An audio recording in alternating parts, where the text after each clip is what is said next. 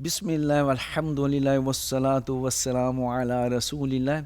السلام علیکم ورحمۃ اللہ وبرکاتہ۔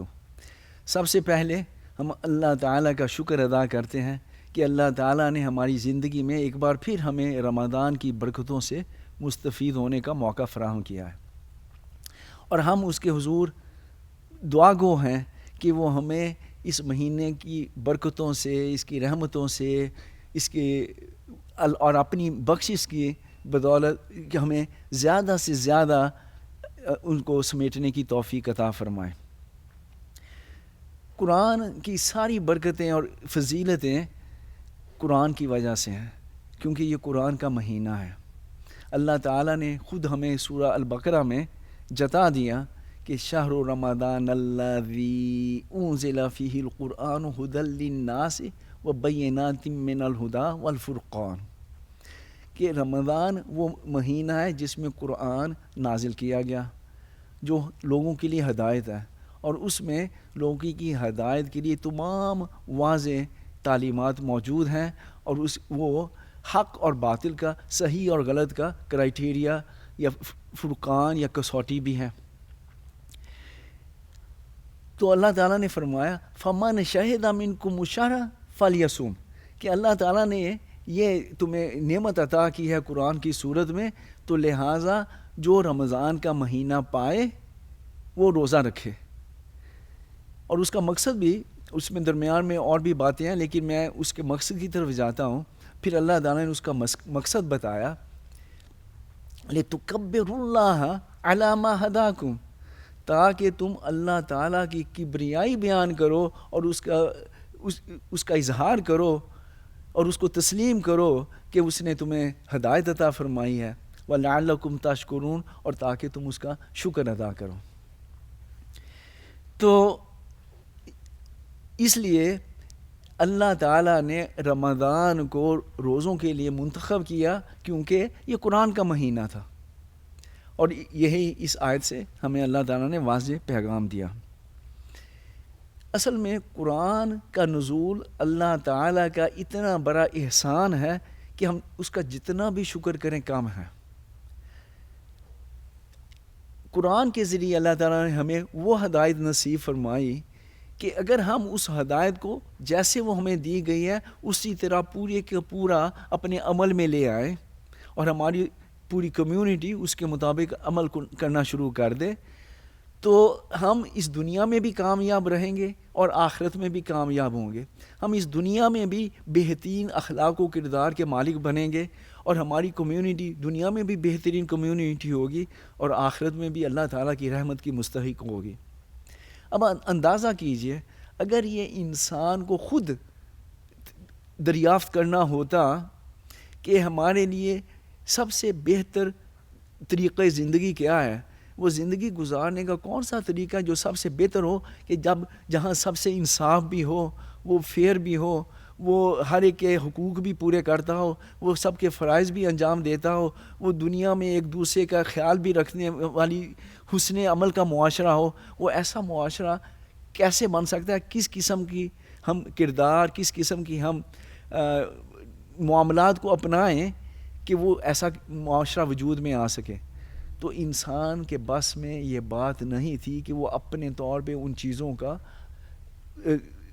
فیصلہ کرنا تو کیا احاطہ بھی کر سکتا۔ تو اس لیے یہ اللہ تعالیٰ کی سب سے بڑی رحمت ہے کہ اللہ تعالیٰ نے ہمیں پورا ایک پیکج دے دیا کہ دیکھو انسانوں، مجھے پتہ ہے کہ یہ تمہارے بس میں نہیں ہے کہ جو بہترین طریقہ زندگی ہے وہ تم اپنے طور پہ دریافت کر سکو، تو میں تمہیں یہ پیکج دے رہا ہوں، یہ تمہاری ہدایت کے لیے، تم اس کے مطابق چلو گے تو کامیاب رہو گے۔ اور اسی بات کو اللہ تعالیٰ نے سورہ الرحمن میں جتایا، الرحمن علم القرآن، کہ وہ کتنا مہربان وہ مالک ہے آپ کا، وہ آپ کا خالق، کہ جس نے قرآن کی تعلیم دی۔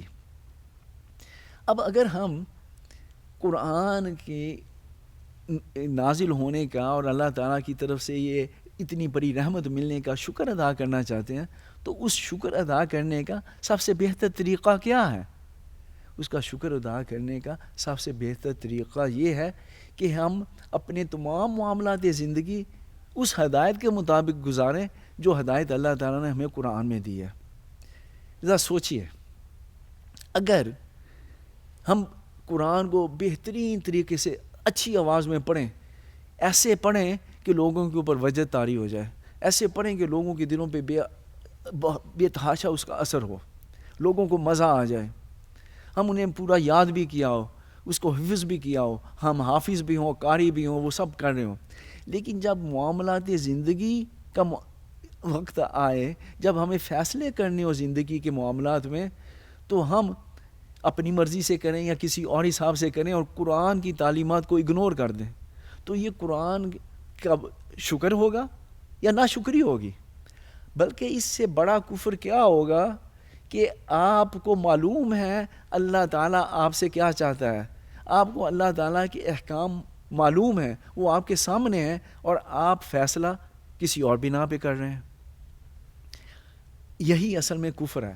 زبان سے ہم ایمان کرتے رہیں، زبان سے ہم قرآن پڑھتے رہیں، لیکن اگر ہماری زندگی کے معاملات اور ان کے فیصلے اور ہماری پرائرٹی سیٹ کرنے کا معاملہ ہم کسی اور معیار پہ کرتے ہیں، قرآن کے معیار پہ نہیں کرتے، تو ہم قرآن کا کفر کرنے والے ہیں، قرآن کا شکر ادا کرنے والے نہیں ہیں. تو قرآن کا شکر اصل طور میں اسی وقت ادا ہو سکتا ہے جب ہم اپنے معاملات جو ہیں وہ قرآن کی تعلیمات کے مطابق طے کریں.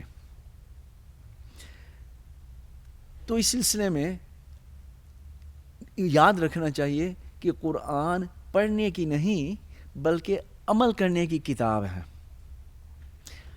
آپ اسی سے اندازہ لگائیے کہ سب سے پہلی وحی جو حضور اکرم صلی اللہ علیہ وسلم کے پاس لائی گئی، اس کا پہلا لفظ بھی ایک کام کا حکم تھا، اقرا. عام طور پہ لوگ اس کا ترجمہ کہتے ہیں پڑھو، اصل میں اس کا ترجمہ ہے لوگوں کو سناؤ. اقرا، لوگوں کو سناؤ کہ آج کے بعد سے جتنی وحی بھی تو آپ کے پاس آئے آپ لوگوں کو سنائیں. تو یعنی پہلے لفظ سے ہی کام کا آغاز ہو گیا. اس کے بعد دوسری وحی آئی، اس دوسری وحی میں اللہ تعالیٰ نے 14 الفاظ میں چھوٹی چھوٹی 7 آیات میں حضور اکرم صلی اللہ علیہ وسلم کے سامنے ان کا پورا لائحہ عمل رکھ دیا کہ اب آپ نے اس نہج پہ کام کرنا ہے، یہ ابتدائی ہدایات ہیں، اس کے مطابق آپ نے چلنا ہے. تو اس کے بعد جب حضور اکرم صلی اللہ علیہ وسلم نے اسلامک مشن شروع کیا، اسلامک تحریک شروع کی، لوگوں کو اسلام کی طرف بلانا شروع کیا، تو جیسے جیسے آپ کو انسٹرکشنز کی، ہدایات کی ضرورت ہوتی، اس کے مطابق اللہ تعالیٰ کی وحی آپ کے پاس آ جاتی. کفار اور مشرکین اور آپ کے مخالف حضرات اعتراضات کرتے، ان کا جواب بھی آ جاتا. مسلمانوں کو آئندہ کیا کرنا چاہیے، اس کی ہدایت آ جاتی. تو جیسے جیسے تحریک کو ان ہدایات کی ضرورت ہوتی، اللہ تعالیٰ کی طرف سے وحی آ جاتی. تو اس طرح وحی آتے آتے جب اسلام کی تحریک مکمل ہو گئی، رسول اکرم صلی اللہ علیہ وسلم نے جو کام کرنا تھا وہ کام پورا ہو گیا. آخری وحی آ گئی، اذا جاء نصر اللہ والفتح، اور اس کے بعد قرآن کا نزول بند ہو گیا. تو اس سے آپ اندازہ لگائیے کہ قرآن اصل میں ایک تحریک بپا کرنے کے لیے نازل کیا گیا تھا. قرآن نازل اس لیے کیا گیا تھا کہ سوسائٹی کو اس کی موجودہ حالت سے نکال کر، اس موجودہ حالت کو بالکل ہٹا کر، اس کی جگہ پہ اسلامی آئیڈیالوجی، اسلامی فکر، اسلامی اقدار، اسلامی طرز فکر، اسلامی سوچنے کا انداز، وہ سب اس کی جگہ پہ آ جائے، اور تمام معاملات کے فیصلے انفرادی طور پہ بھی، اجتماعی طور پہ بھی اللہ کی رضا کے مطابق، اللہ کے دین کے مطابق، اللہ کے احکامات کے مطابق، قرآن کی تعلیمات کے مطابق ہونے لگیں. تو یہ ایک انقلابی کتاب تھی جو انقلاب بپا کرنے کے لیے جو رسول اکرم صلی اللہ علیہ وسلم سے تحریک شروع کروائی گئی تھی اللہ تعالیٰ کی طرف سے. اس تحریک میں جو ہدایات دی گئیں وہ قرآن ہے. تو اگر ہم قرآن پہ عمل کرنا چاہتے ہیں تو ہمیں وہی کام کرنا ہوگا جو رسول اکرم صلی اللہ علیہ وسلم نے کیا تھا، اور اسی طرح کرنا ہوگا جیسے انہوں نے کیا تھا. تو اس طریقے سے پھر ہمارا قرآن پہ عمل ہوگا اور ہم قرآن کا شکر ادا کر سکتے ہیں. اب آپ یہ دیکھیے کہ جب ہدایات رسول اکرم صلی اللہ علیہ وسلم کے پاس آتی تھی، جب قرآن کی وحی آتی تھی، تو رسول اکرم صلی اللہ علیہ وسلم نے اس کو اس ترتیب کے ساتھ جمع نہیں کیا جس ترتیب سے وہ آپ کے پاس لائی گئی. اس کی بجائے رسول اکرم صلی اللہ علیہ وسلم نے اس کو اس ترتیب سے مرتب کیا جو اللہ تعالی کی طرف سے آپ کو بتائی جاتی تھی. ہر وحی کے ساتھ جب وحی آتی تھی تو رسول اکرم صلی اللہ علیہ وسلم کو پوری ہدایات دی جاتی تھی کہ یہ وحی کس جگہ پہ فٹ ہوگی، یہ کون سی آیات سے پہلے آئے گی، کون سی آیات کے بعد آئے گی، کس سورہ میں آئے گی. یہ تمام ہدایات وحی کے ساتھ رسول اکرم صلی اللہ علیہ وسلم کو دی جاتی تھی، اور رسول اکرم صلی اللہ علیہ وسلم اس کے حساب سے اس کو لکھوا دیتے تھے. کاتبین وحی کو بلا کر وہ جس ترتیب سے اللہ تعالیٰ نے ان کو بتایا ہوتا تھا اسی ترتیب سے ان آیات کو لکھوا دیتے تھے جو کہ نزولی ترتیب سے مختلف تھی. نازل تو حالات کے مطابق ہو رہا تھا، اور اس کا فائدہ یہ تھا کہ جو ہی وہی نازل ہوتی تھی تمام لوگوں کو وہ بات اچھی طرح سمجھ میں آ جاتی تھی. وہ رسول اکرم صلی اللہ علیہ وسلم ہوں، وہ مسلمان ہوں، وہ کافر ہوں، کیونکہ وہی حالات کے عین مطابق ہوتی تھی. تو اس لیے جو ہی وہ نازل ہوتی سب کو پورا میسج صحیح مل جاتا تھا جو مقصود ہوتا تھا. پھر اللہ تعالیٰ کی ہدایت کے مطابق رسول اکرم صلی اللہ علیہ وسلم اس کو اس مقام پہ فٹ کر دیتے تھے جہاں اللہ تعالیٰ نے ان کو بتایا ہوتا تھا کہ ان آیات سے پہلے، ان آیات کے بعد اور فلاں سورہ میں. اور اسی ترتیب سے پھر رسول اکرم صلی اللہ علیہ وسلم اور صحابہ اس کو یاد کرتے تھے اور اسی ترتیب سے وہ نماز میں پڑھتے تھے. تو یہ اس سے ہوا گیا کہ جب آخری وحی آئی اور اس کو اپنی جگہ پہ لکھا دیا گیا تو قرآن کی ترتیب از خود مکمل ہو گئی. اسی طرح جیسے آپ یہ مثال لے لیجئے کہ جب آپ جگسا پزل بنا رہے ہوں تو جو ہی آپ آخری ٹکڑا لگاتے ہیں جگسا پزل کا پوری تصویر مکمل ہو جاتی ہے. اسی طرح جب آخری وحی آئی قرآن کی ترتیب از خود مکمل ہو گئی. تو آپ کے ذہن میں یہ سوال آ سکتا ہے کہ یہ ایسا کیوں ہوا کہ اللہ تعالیٰ نے جو ترتیب نزولی تھی اس کے مطابق قرآن کو جمع کرنے کی بجائے ایک دوسری ترتیب سے قرآن کو جمع کروایا اور اس کی ترتیب دلوائی. اس کے لیے میں ایک مثال دیتا ہوں کہ جب آپ ایک عمارت بناتے ہیں تو عمارت بنانے کا عمل اور اس کی ترتیب کیا ہوتی ہیں. سب سے پہلے آپ بنیادیں کھودتے ہیں، بنیادیں کھود کے اس میں بنیادیں ڈالتے ہیں، پھر اس کے اوپر دیواریں بنائیں، فرش بنائے، اس طرح ایک ترتیب ہے، اس ترتیب کے ساتھ بلڈنگ بنتی ہے. لیکن جب بلڈنگ مکمل ہو جاتی ہے تو وہ ترتیب اب irrelevant ہو جاتی ہے، وہ مفید نہیں رہتی. اب عمارت کو استعمال کرنے کے لیے دوسری ہدایات کی ضرورت ہوتی ہے. تو اسی سے آپ اندازہ لگائیے کہ جب دین کی تعمیر ہو رہی تھی تو اس کے لیے ایک ترتیب کی ضرورت تھی. اب جب تعمیر مکمل ہو گئی، جب دین کے بارے میں اللہ تعالیٰ نے اعلان کر دیا الیوم اکملت لکم دینکم، آج ہم نے تمہارے لیے تمہارا دین مکمل کر دیا. جب وہ عمارت مکمل ہو گئی اس کے بعد اس کے استعمال کی ترتیب بالکل دوسری ہے، اس کے لیے دوسری ہدایات کی ضرورت تھی. اور یہ قرآن کا معجزہ ہے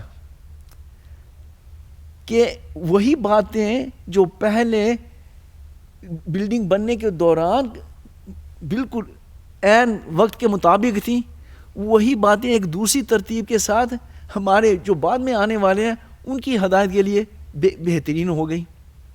یعنی اس کے بعد آٹومیٹیکلی ایسی کتاب وجود میں آ گئی، اس ترتیب کے ساتھ وجود میں آ گئی جس ترتیب کے ساتھ وہ لوح محفوظ میں درج ہے. جو آج کا ہمارا مصحف ہے، جس ترتیب سے قرآن کریم اس میں ہے، اسی ترتیب سے قرآن لوح محفوظ میں ہے، اور اسی میں سے لے کے ضرورت کے مطابق اللہ تعالیٰ ان کو نازل کر رہا تھا. تو اس سے بڑا معجزہ کیا ہو سکتا ہے کہ وہی کلام تعمیر کے دوران بھی کام میں آئے اور بعد میں بھی ایسا سراپا ہدایت بن کے، ایسی مفید چیز بن کے، ایسی بہترین کتاب بن کے سامنے آ جائے. تو یہ اس سے امید ہے آپ کو واضح ہو گیا ہوگا کہ پہلی ترتیب اور دوسری ترتیب دونوں کیوں ضروری تھی. اب ایک اور بات اس میں سوچنے کی ہے. وہ سوچنے کی بات یہ ہے کہ اگر اللہ تعالیٰ نے اپنے علم اور اپنی حکمت کے مطابق اپنے الفاظ کو کوئی مقام ان کا متعین کیا ہے کہ فلاں آیت فلاں آیتوں کے درمیان میں آئے گی، تو اس کا مطلب یہ ہے کہ اللہ تعالیٰ نے ان آیات کا سیاق اور سباق مہیا کیا ہے. تو اس کا مطلب یہ ہوا کہ آئندہ جب ہم قرآن کو سمجھنے کی کوشش کریں، جب ہم قرآن سے مطالب اخذ کرنے کی کوشش کریں، جب ہم قرآن سے اصول و قواعد اخذ کریں، تو ہمیں یہ خیال رکھنا چاہیے کہ جو آیت اللہ تعالیٰ نے جس سیاق و سباق میں رکھی ہے، ہم ایسا اس کا کوئی مطلب نہ نکالیں جو اس سیاق و سباق میں فٹ نہیں ہوتا. اللہ تعالیٰ نے اگر اس آیت کو ایک مقام دیا ہے یا ان آیات کو ایک مقام دیا ہے تو اس مقام کے اندر حکمت ہے، اور ہمیں اس حکمت کو سمجھنا چاہیے کہ ہم کسی بھی آیت کا یا کسی بھی قرآن کے حصے کا ایسا کوئی مطلب نہ نکالیں یا ایسی جگہ پہ ان کو نہ استعمال کریں جو اس سیاق و سباق سے مطابقت نہیں رکھتی. یہ اس پہ بہت زور دینے کی ضرورت اس لیے ہے کہ آج کل بڑے بڑے مقرر حضرات بھی اس چیز کا، اس اصول کا خیال نہیں رکھتے، اور جہاں چاہتے ہیں جو آیت وہ فٹ کر دیتے ہیں، وہ وہاں کوٹ کر دیتے ہیں. لیکن یہ قرآن کو سمجھنے کی ماسٹر کی سمجھ لیجئے، شاہ کلید سمجھ لیجئے کہ اگر ہم قرآن کو سمجھنا چاہتے ہیں تو سب سے اہم بات یہ ہے کہ ہم ہر آیت کو اس کے سیاق و سباق میں سمجھیں، کیونکہ اللہ تعالیٰ نے اس کو اس سیاق و سباق میں رکھا ہے. تو اس انداز سے جب آپ قرآن سمجھنے کی کوشش کریں گے تو آپ کے سامنے بہت ساری چیزیں سمپل اور واضح ہو جائیں گی. تو آج سے ہم جو پروگرام شروع کر رہے ہیں، انشاءاللہ ہر روز ہم قرآن کے مختلف حصوں کو جب آپ کا ان کے سامنے ایک طاہرانہ نقطہ نظر پیش کریں گے، ان کا ایک سمری پیش کریں گے، تو اس میں آپ کے سامنے ہم یہ سیاق و سباق کی اہمیت اور اس کے پہلو بھی واضح کرتے چلے جائیں گے. تو اس لحاظ سے جب آپ قرآن پہ نظر ڈالتے ہیں تو آپ کے سامنے ایک بات بڑی واضح نظر آتی ہے کہ قرآن میں کچھ صورتیں مکی ہوتی ہیں، کچھ مدنی ہوتی ہیں، کچھ لمبی ہوتی ہیں، کچھ چھوٹی ہوتی ہیں، لیکن اس میں کوئی ترتیب نظر نہیں آتی. لوگ سمجھتے ہیں کہ شاید وہ لمبائی کے حساب سے ترتیب تھی، ایسی بات بھی نہیں ہے. مکی اور مدنی ہونے کی حیثیت سے بھی نہیں ہے. تو پھر وہ کیا ترتیب ہے؟ وہ ترتیب ایسے ہیں کہ اللہ تعالیٰ نے قرآن کی صورتوں کے 7 گروپ بنائے ہیں. ہر گروپ کم از کم ایک مکی صورت سے شروع ہوتا ہے، اور ہر گروپ کم از کم ایک مدنی صورت پہ ختم ہوتا ہے. مثال کے طور پہ پہلا گروپ دیکھ لیجئے، سورہ فاتحہ مکی سورہ ہے. پہلا گروپ سورہ فاتحہ سے شروع ہوتا ہے، پھر اس کے بعد 4 مدنی صورتیں آتی ہیں، البقرہ، آل عمران، النساء، المائدہ. تو یہ پہلا گروپ ہوا. پھر اس کے بعد اگلا گروپ شروع ہو جاتا ہے، سورہ انعام مکی ہے، سورہ اعراف مکی ہے، اور انفال اور توبہ مدنی ہے. تو اس طریقے سے اگر آپ دیکھتے جائیں تو اللہ تعالیٰ نے قرآن میں 7 گروپ رکھے ہیں، اور ہر گروپ کا ایک مزاج ہے، اس کے اندر بھی حکمت ہے. ہر گروپ کا ایک مزاج ہے، ایک اس کی ایک سینٹرل تھیم ہوتی ہے، ایک مرکزی مضمون ہوتا ہے جو پورے گروپ کی ساری صورتوں کے اندر وہ تھیم چل رہی ہوتی ہے.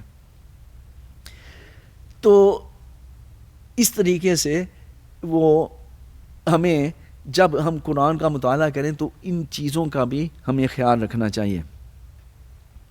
تو آج ہم پہلے گروپ سے اور پہلی صورت سے اس کا اوور ریویو شروع کریں گے. تو جیسا کہ میں نے عرض کیا ہے کہ پہلا گروپ سورہ فاتحہ سے شروع ہوتا ہے اور سورہ المائدہ پہ ختم ہوتا ہے. سورہ فاتحہ مکی دور کی بہت ابتدائی نازل ہونے والی صورتوں میں سے ہے، یعنی یہ بلکہ پہلی مکمل سورہ تھی جو نازل ہوئی. اور اللہ تعالیٰ نے اس صورت میں ایمانیات کا نچوڑ بیان کر دیا، اور یہ صورت قرآن کے مقدمہ کی یا دیباچہ کہہ لیجئے یا پریفس کہہ لیجئے یا پیش لفظ کہہ لیجئے اس کی حیثیت بھی رکھتی ہے. تو آپ یہ دیکھیے کہ اس صورت میں اللہ تعالیٰ نے ہمیں باتیں کیا یاد کرائی ہیں، اور وہ باتیں اس طرح کی ہیں کہ جیسے ایک صحیح سوچ رکھنے والا، ایک سلیم الفطرت انسان سوچتا ہے. تو جب ہم ایک سلیم الفطرت انسان دنیا کے معاملات پہ غور و فکر کرتا ہے تو اس کے سامنے کیا بات آتی ہے کہ اللہ تعالیٰ نے یہ عظیم الشان کائنات اس طرح بنائی ہے کہ اس کے اندر اس کو بناتے ہوئے اللہ تعالیٰ نے ایسے قانون فزیکل لاز بنائے کہ اس میں زندگی بھی وجود میں آ جائے، اور ہر زندگی کی ہر نوع جو بھی مخلوقات ہیں سب کا رزق جو ہے اس کو ملتا رہے، زندگی ان کی قائم رہے، کوئی اسپیشیز ختم نہ ہوئے، ہر اسپیشیز قائم و دائم رہے، اس کو اس کا رزق ملتا رہے، اس کو اس کی زندگی کو سپورٹ ملتی رہے. اس طرح اللہ تعالیٰ نے اس کا نظام بنایا. تو جو سوچنے والا انسان ہے جب اس بات پہ سوچتا ہے تو بے تحاشا اس کے ذہن سے یہ آواز نکلتی ہے، الحمدللہ رب العالمین. شکر ہے اس ذات کا، تمام تعریفیں ہیں اس ذات کے لیے جو اس ساری کائنات اور اس کی تمام مخلوقات کا پالنے والا ہے، اس کا رب ہے، ان کے رزق کا انتظام کرنے والا ہے، ان کی زندگی کے اسباب مہیا کرنے والا ہے. اور وہ مالک بڑا رحمان اور رحیم ہے، اتنا مہربان ہے کہ جو ہونا تو یہ چاہیے کہ کیونکہ وہ خالق ہے، وہ مالک ہے، وہ رازق ہے، وہ پیدا کرنے والا بھی ہے اور پرورش کرنے والا بھی ہے، تو ہونا تو یہ چاہیے کہ لوگ اس کی اطاعت کریں، اس کی غلامی کریں، اس کو صرف اپنا آقا مانیں. لیکن ایسے لوگ بھی ہیں جو کفر کرتے ہیں، جو اسے بغاوت کرتے ہیں، جو اس کے احکام نہیں مانتے. لیکن وہ اتنا مہربان ہے کہ کسی کو رزق سے محروم نہیں کرتا، کسی کو اس کی کوششوں کے نتائج سے محروم نہیں کرتا. اچھا انسان ہو یا برا انسان ہو، وہ جو بھی کوشش کرے گا اس کو کوشش کا پھل ضرور ملتا ہے. جتنی بھی آپ اللہ کی نافرمانی کریں، اللہ تعالیٰ آپ کو ایک دم یہ چاہے تو وہ ختم کر دے، وہ نہیں کرتا، وہ آپ کو پورا موقع دیتا ہے اپنی زندگی گزارنے کا. یہ رحمان ہے، وہ آپ کو یہ موقع دیتا ہے کہ شاید آپ موت سے پہلے توبہ کر لیں، شاید آپ اللہ تعالیٰ کی طرف آ جائیں، کیونکہ وہ رحیم ہے. وہ چاہتا ہے زیادہ سے زیادہ آپ کے اوپر رحمت کرنا چاہتا ہے، تو وہ آپ کو موقع دیتا ہے کہ آپ توبہ کر کے اس کی طرف پلٹ آئیں. اور اس کی رحمت اس کی اتنی اچھی صفت ہے، اتنی اس کی پرماننٹ صفت ہے کہ یہ ختم نہیں ہوتی، یہ آخرت میں بھی چلتی رہتی ہے. آخرت میں جو لوگ اس کے فرما بردار ہوں گے ان کو وہ ان کی کوشش سے بڑھ کر معاوضہ دے گا، ان کو جزا دے گا، ان کو بونس بھی دے گا. اور اس کے بعد جو مظلوم لوگ ہیں جن کو دنیا میں انصاف نہیں ملا کبھی، ان کو انصاف بھی دے گا یہ بھی اس کی رحیمیت ہے. تو اس کی رحمانیت اور رحمیت اس کے سامنے آتی ہے. پھر اس کو یہ خیال آتا ہے جب بات آتی ہے آخرت پہ، تو اس کو خیال آتا ہے کہ وہ مالک یوم الدین بھی وہی ہے. اس دن نہ صرف یہ وہ پورا انصاف کرے گا، نہ صرف یہ کہ وہ اپنی رحمت سے اچھے نیک لوگوں کو ان کی کاوشوں سے بھی زیادہ جزا دے گا، بلکہ یہ بھی ہے کہ اس دن پھر اس کے فیصلوں کو کوئی چیلنج کرنے والا نہیں ہوگا، کوئی ان کو بدلنے والا نہیں ہوگا. کوئی یہ نہیں کہے گا کہ اللہ نے یہ فیصلہ کیا تو اس کو تبدیل کر دیا جائے، یا اس کے اوپر اثر انداز ہوا جائے، یا کوئی سفارش کر کے تو کسی جس کے بارے میں اللہ نے ایک سزا کا. تو یہ جب باتیں ذہن میں آتی ہیں تو پھر انسان کہتا ہے کہ چونکہ وہ میرا مالک بھی ہے، وہ میرا رازق بھی ہے، اس کا حق ہے کہ ہم اس کی غلامی کریں، ہم اس کی اطاعت کریں. ہم کوئی بھی کام ایسا نہ کریں جو اس کی اطاعت کے خلاف ہو، جو اس کی نافرمانی میں ہو. تو ہم اس سے عہد کرتے ہیں، ایاک نعبد، یا اللہ ہم صرف تیری غلامی کرتے ہیں. اور چونکہ انسان کمزور ہے، ہمیں اس کی غلامی کرنے کے لیے بھی اس کی مدد کی ضرورت ہے، تو وہ ہمیں ہماری مدد کرتا ہے. تو ہم اس سے یہ بھی وعدہ کرتے ہیں کہ یا اللہ جب بھی ہمیں مدد کی ضرورت ہوگی، خواہ صحیح راہ پہ چلنے کے لیے مدد کی ضرورت ہو، خواہ یہ تیری اطاعت کرنے میں ضرورت ہو، یا ہماری اور ضروریات میں مدد کی، جب بھی ہمیں غیبی مدد کی ضرورت ہوگی، ہم صرف تمہیں پکاریں گے، ہم صرف تجھ سے دعا مانگیں گے. تو یہ ایک عہد اور پیمان ہو گیا اللہ اور اللہ کے بندے کے درمیان. پھر اس کے بعد ہمیں یہ احساس ہوتا ہے کہ یہ تو اللہ تعالیٰ کی ہدایت اور اس کی رہنمائی تو ہمیں قدم قدم پہ چاہیے. کہ جب آپ نے پوری زندگی اللہ کی اطاعت میں گزارنی ہے تو قدم قدم پہ اللہ تعالیٰ کی مدد بھی آپ کو چاہیے، اس کی رہنمائی بھی چاہیے. تو پھر وہ بے اختیار دعا مانگتا ہے، اہدنا الصراط المستقیم، تو یا اللہ ہمیں سیدھی راہ دکھاتا رہے. جب بھی ہمیں ضرورت پڑے، جب بھی زندگی میں مشکل موڑ آئیں، جب بھی دو راہیں پہ ہم ہو جائیں، یا اللہ ہماری رہنمائی کر کہ ہم سے صحیح فیصلے ہوں اور ہم راہ راست پہ رہیں اور تیری فرمان برداری میں رہیں، تیری نافرمانی نہ کریں. تو اس دعا کے ساتھ پھر اور خیال آتا ہے کہ جس کو دیکھو دنیا میں اسی بات کا وہ کر رہا ہے کہ بھئی ہمارا راستہ ٹھیک ہے. اتنے راستے ہیں جو لوگ کہتے ہیں کہ یہ سیدھے راستے ہیں. ہمیں کیسے پتہ چلے کہ اصلی سیدھا راستہ کون ہے؟ تو اس کی ایک ہی نشانی ہے، وہ نبیوں والا راستہ ہے. تو نبیوں والا راستہ جب ہم نے سیدھے راستے پہ چلنا ہے تو ہمیں وہ راستہ دیکھنا ہے جس پہ انبیاء چلتے رہیں، سب سے بڑھ کر جس پہ نبی آخر الزمان خاتم النبیین محمد صلی اللہ علیہ وسلم، ہمیں ان کا راستہ چلنا ہے، ہمیں ان کا ماڈل اپنانا ہے. جس طریقے سے انہوں نے زندگی گزاری، جب ہم اسی طرح کی زندگی گزاریں گے تو ہماری زندگی راہ راست کی ہوگی. ہمیں ان کا راستہ اپنانا ہے جو ان کے خلفائے راشدین تھے. ہمیں ابو بکر صدیق رضی اللہ عنہ کا راستہ اپنانا ہے. ہمیں عمر فاروق، عثمان غنی اور علی المرتضیٰ، وہ جو تینوں شہید تھے، ان شہیدوں کا راستہ اپنانا ہے.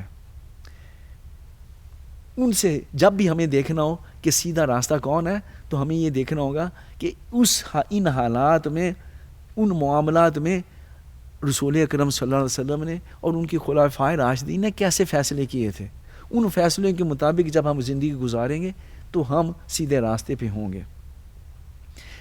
اس میں ہمیں اس بات کا بھی خیال رکھنا ہے کہ ہم وہ راستہ نہ چن لیں جو کہ ان لوگوں کا راستہ جس سے اللہ تعالیٰ ناراض ہوا. اور اللہ تعالیٰ ناراض کن سے ہوتا ہے؟ جن کو پتہ ہو کہ حق یہ ہے، دین یہ ہے، لیکن جب رسول روانہ اس دنیا سے رخصت ہو جائیں تو دین کے اندر چینجز کر لیں.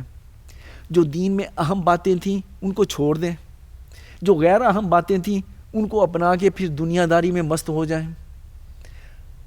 نہ ان کو خیال رہے کہ بھی دین قائم ہے یا نہیں ہے، نہ ان کو یہ خیال رکھے کہ جس قسم کا معاشرہ اسلام چاہتا تھا جس قسم کا معاشرہ رسول اکرم صلی اللہ علیہ وسلم بنانے کے لیے آئے تھے، کیا وہ معاشرہ ایسا موجود ہے یا نہیں ہے؟ ان کو کسی اس بات کی پرواہ نہیں ہوتی، وہ اپنی دنیا میں مست ہوتے ہیں، چند رسم و رواج وہ اپنا لیتے ہیں، دین سے قرآن سے ہدایت لینے کی بجائے اب ان کی ساری توجہ جو ہے وہ فال گیری پہ اور دم درود پہ اور تعویذ گنڈے پہ اور ان چیزوں کی طرف ہو جاتی ہیں۔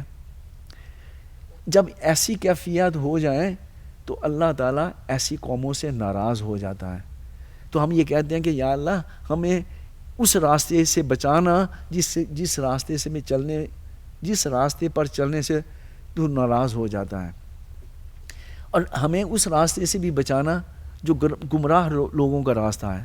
گمراہ لوگوں کا راستہ کون سا ہے؟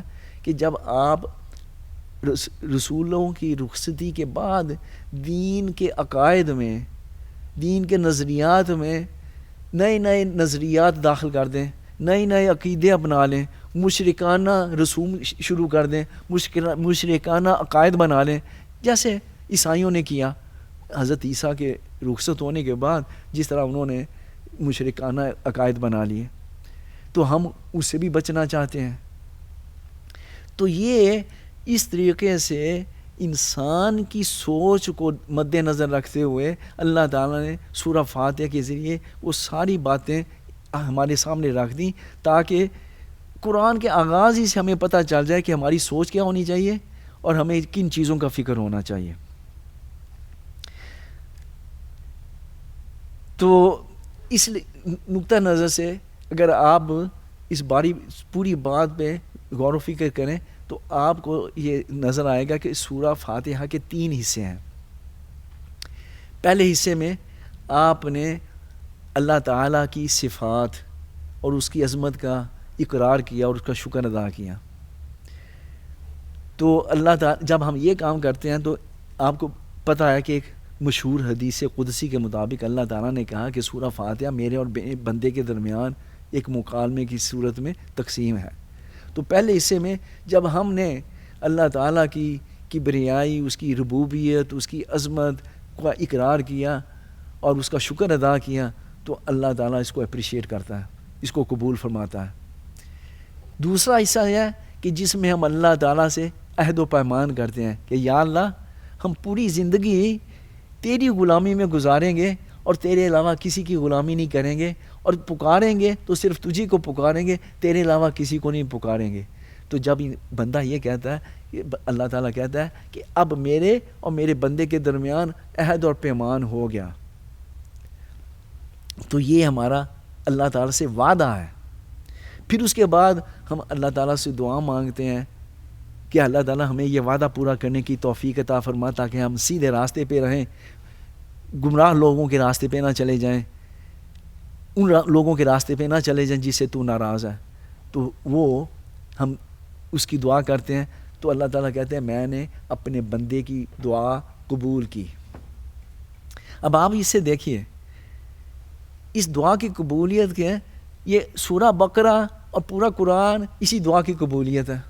سورہ بقرہ کے آغاز میں ہی اللہ تعالیٰ نے بتا دیا ذالک الکتاب لا ریب فیہ ھدی للمتقین، یہ کتاب شک و شبہ سے بالا تر ہے اور یہ تقوی والوں کے لیے ہدایت ہے، اور اللہ تعالیٰ نے وہ ہدایت ہمارے سامنے رکھ دی۔